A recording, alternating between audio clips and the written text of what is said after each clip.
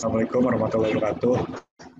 Perkenalkan, kami dari kelompok 8 dan pada kali ini kami akan menjelaskan sedikit tentang perubahan dari PT Semen Gresik.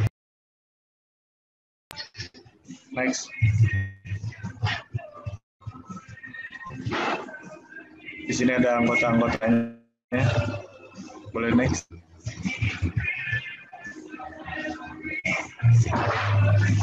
Jadi kami akan membahas sedikit tentang Semen Gresik, perubahan yang terjadi, penting perubahan tersebut, dampak pada perubahan tersebut, mahakaryanya, kondisi terbarunya, dan kita akan sampai ke kesimpulan dan saran. Boleh next. Sedikit tentang PT Gresik itu dulu namanya itu PT Semen Gresik atau saat ini yang bernama Semen Indonesia, merupakan produsen semen terbesar di Indonesia. Jadi perusahaan ini tuh milik pemerintah yang dikategorikan dalam BUMN. Perubahan nama ini berasal dari RS umum pemegang saham luar biasa yang menyepakati penggantian namanya menjadi PT Semen Indonesia. Penggantian nama ini juga merupakan awal dari penerapan strategi perubahan yang terjadi pada PT Semen Gresik. Yang pertama, perubahan visi perusahaan.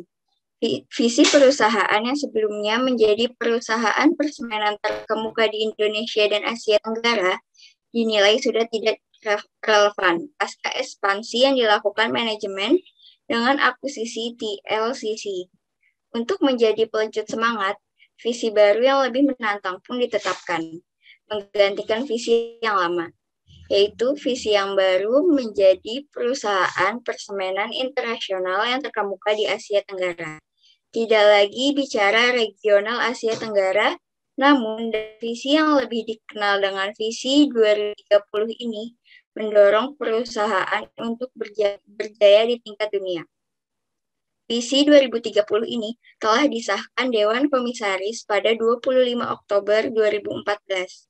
Update visi ini sekaligus mengukuhkan cita-cita perseroan untuk menjadi leading internasional perusahaan semen. Serang PLT Dirut Semen Indonesia, Suparni di sela-sela upacara HUT kedua PT Semen Indonesia.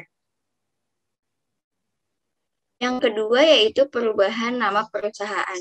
Pada tanggal 20 Desember 2012, melalui Rapat Umum Pemegang Saham Luar Biasa atau RUPSLB Perseroan, resmi mengganti nama dari PT Semen Gresik Persero Terbuka menjadi PT Semen Indonesia Persero Terbuka.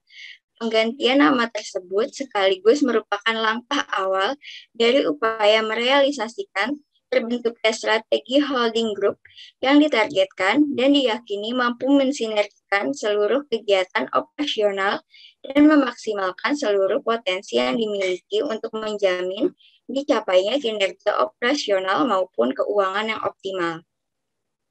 Setelah memenuhi ketentuan hukum yang berlaku, pada tanggal 7 Januari 2013 ditetapkan sebagai hari lahir PT Semen Persero Terbuka.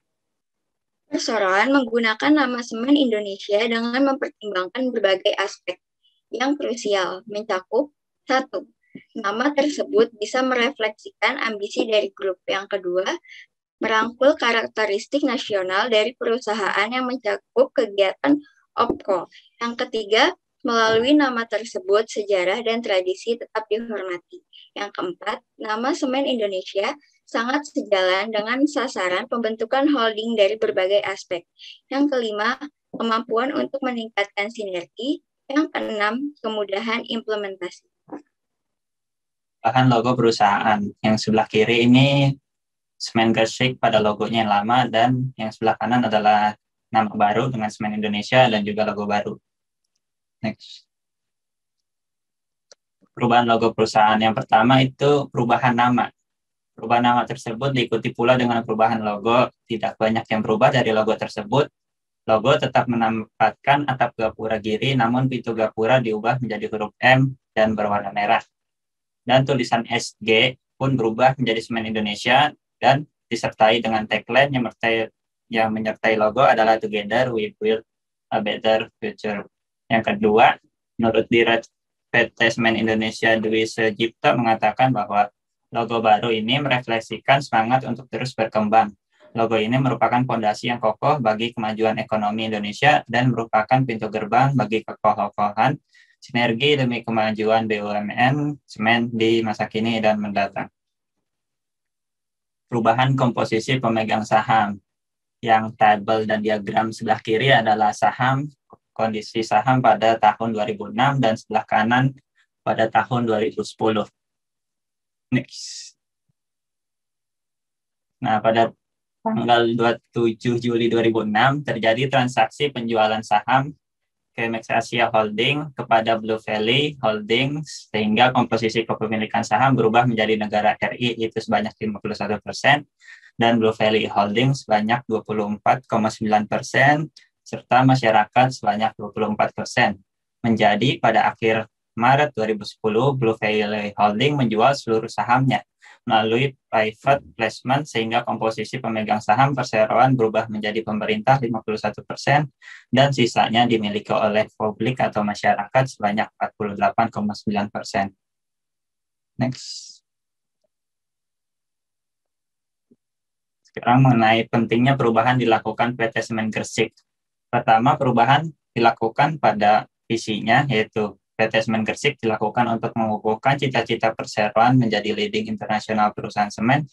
Yang kedua, untuk upaya merealisasikan terbentuknya strategic holding group yang ditargetkan dan diyakini mampu mensinergikan seluruh kegiatan operasional dan memaksimalkan seluruh potensi yang dimiliki untuk menjamin dicapainya kinerja operasional maupun keuangan yang optimal.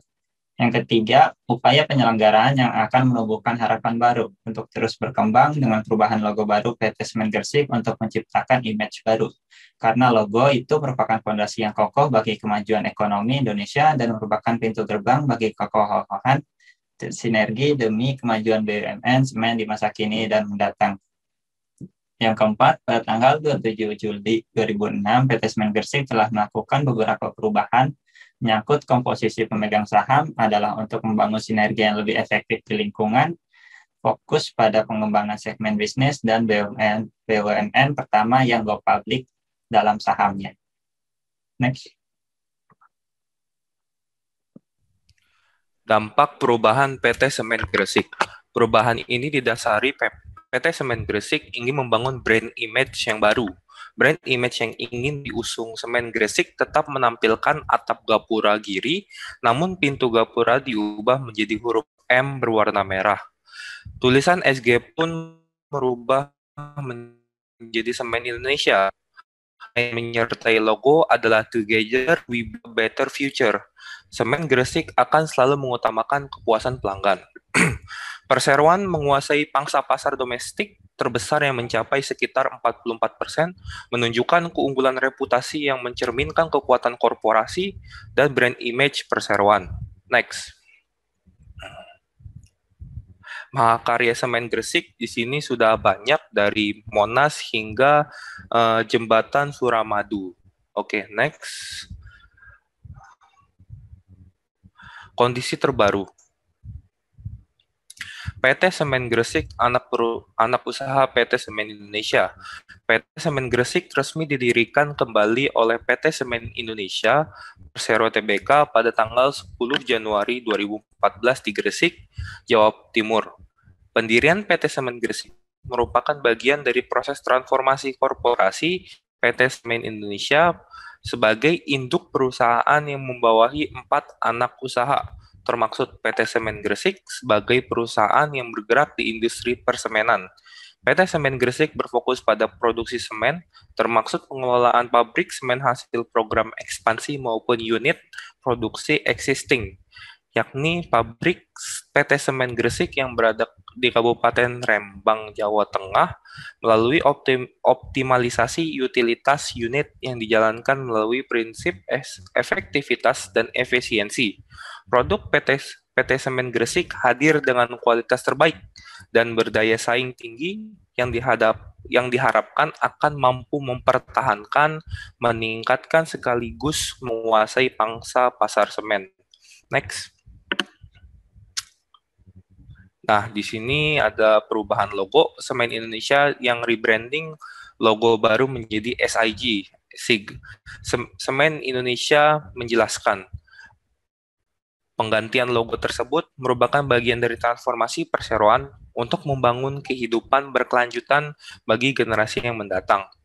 Semen Indonesia fokus mengembangkan inovasi untuk menjawab tantangan di bidang building material dan memberikan solusi kepada seluruh stakeholder yang ada. Next. Dari presentasi tersebut, kami mengambil kesimpulan bahwa inovasi dan solusi yang diambil oleh PT Semen Gresik itu memberikan dampak yang sangat positif terhadap kinerja perusahaannya. Mereka telah berhasil melakukan transformasi organisasi dan kepuasan kerja dalam meningkatkan kinerja mereka. Meningkatnya kinerja akhirnya dapat mempengaruhi tujuan dari organisasi tersebut sehingga mempercepat tujuan mereka itu tercapai. Saran dari kami yaitu perubahan itu tidak ada batasnya. Inovasi terus-menerus harus dilakukan oleh semua perusahaan agar dapat mencapai keunggulan kompetitif dan memenangi persaingan di lini bisnis mereka masing-masing.